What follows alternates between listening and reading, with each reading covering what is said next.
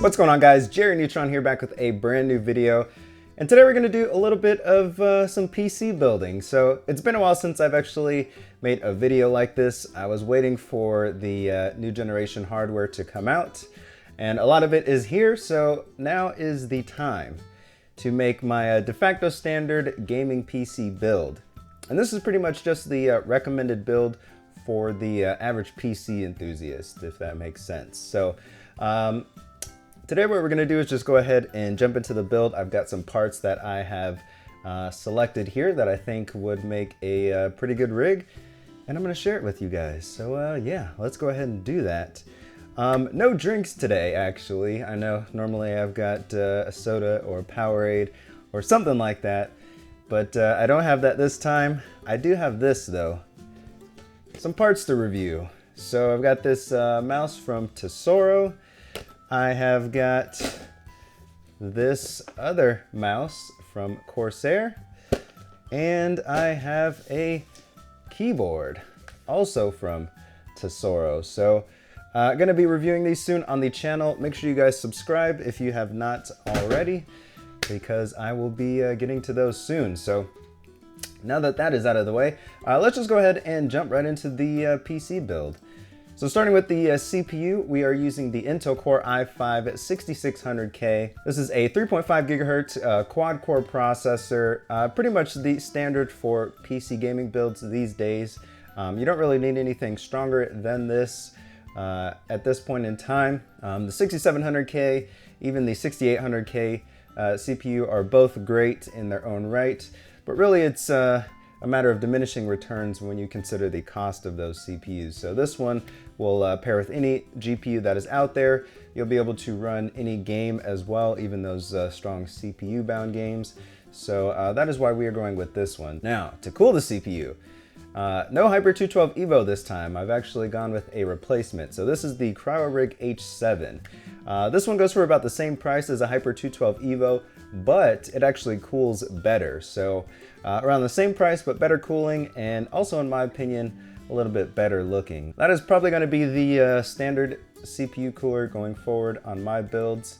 I think I like it. Also, one thing to mention is that this is smaller than a Hyper 212 Evo as well, so you're not as restricted as far as your clearance goes on your case. For the motherboard, we're using the MSI Z170A Gaming M5.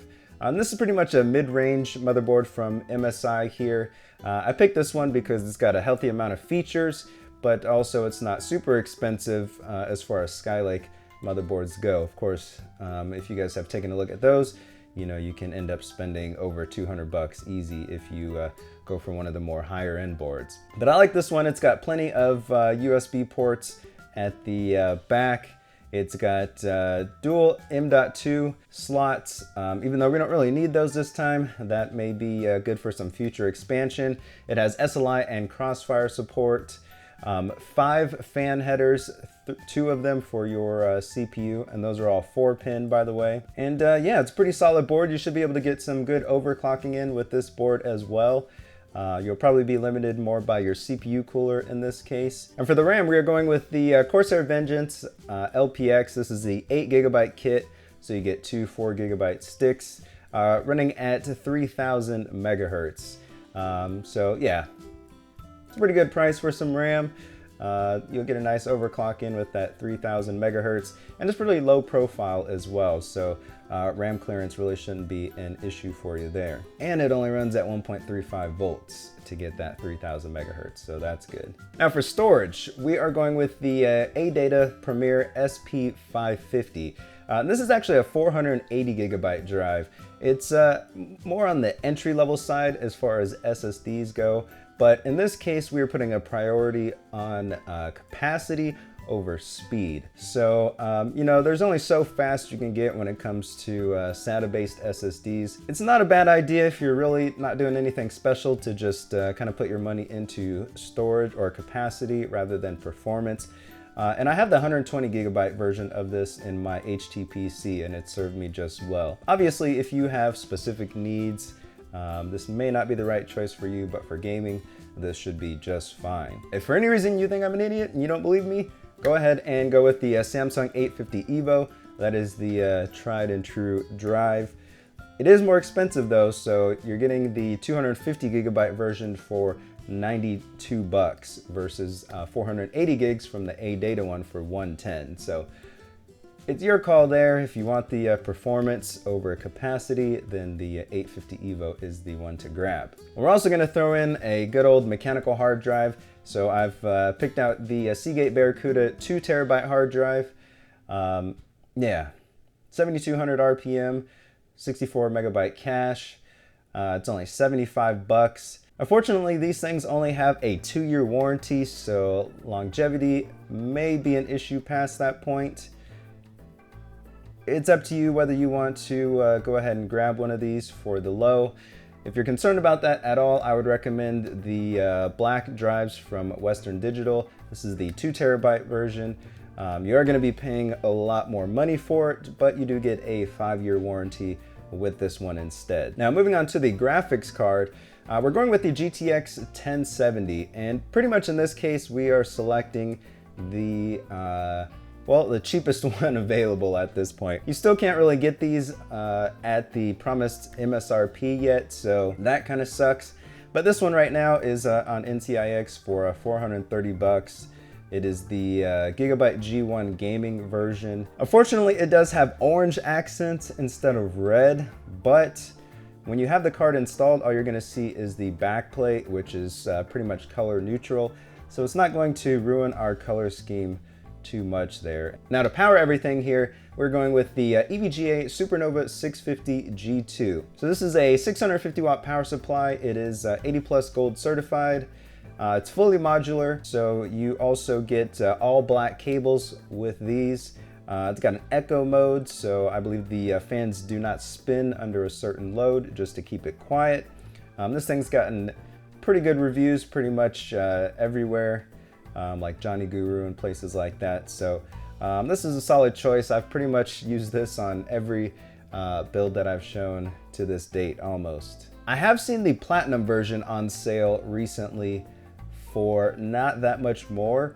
So if you want to get the platinum version, you can see here it's only like $5 more, and you get an 80 plus platinum certified version of this same PSU. So that's your choice there. I would say get whatever one's cheaper at the time. Both of them are going to be phenomenal for what you need it for. Plenty of power as well.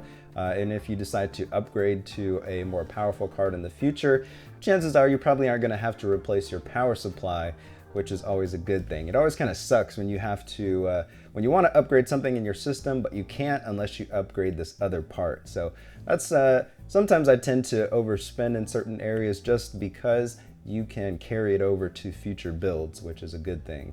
We're going to be stuffing all of this. I did that really fast. We're going to be stuffing all of this into the NZXT H440. This is the matte black version. Everybody knows pretty much this case. It's probably the most popular case on the internet at this point. But this is the matte black version. Everything is all black on the exterior and the interior, all black fans, drive cages, PCI slots and things like that. So I like it. I think it'll go well with our kind of build theme here. And yeah, it's a solid choice for a case. So I think we did pretty good. What do you guys think? I think we put together a pretty good system here, around 1,300 bucks, which is not bad considering it's a Skylake build. I think the last time I did this for Haswell, it was around 1,200 bucks. And Skylake is obviously a little bit more expensive these days. Plus you've got the graphics card, which is not really where it should be as far as pricing goes. If for any reason you do want to knock some things off because you're on a strict budget, maybe you could go with a cheaper power supply or a case, or maybe a cheaper motherboard. Just keep in mind with the motherboard, that may affect your overclocking ability, so just be aware of that. But yeah, that's about it, guys. Make sure you hit that like button if you like these type of videos. Subscribe if you haven't already, and especially if you want to see more product reviews. And until next time, see ya. it's also got these large grip areas on both sides, which allow you to grasp the mouse firmly. If you look at the mouse from the side, you can see it's got a high back with large mouse buttons that slope downward.